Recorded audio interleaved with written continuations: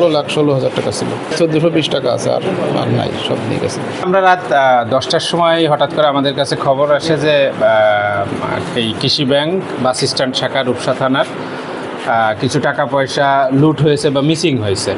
তো আমরা তাৎক্ষণিকভাবে এসে দেখলাম যে আসলে যেহেতু আজকে বন্ধের দিন,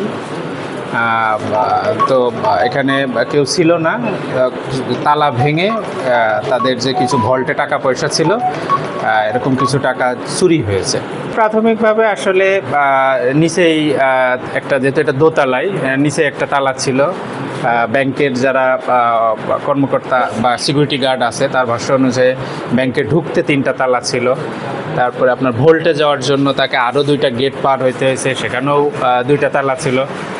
সেক্ষেত্রে মনে হয়েছে যে সিকিউরিটিটা মোটামুটি ছিল, বাট এই সমস্ত সিকিউরিটি ভেঙে আসলে চুরিটা হয়েছে এবং একটু সময় নিয়ে চুরিটা হয়েছে আমাদেরকে প্রাথমিকভাবে যেটা মনে হয়েছে।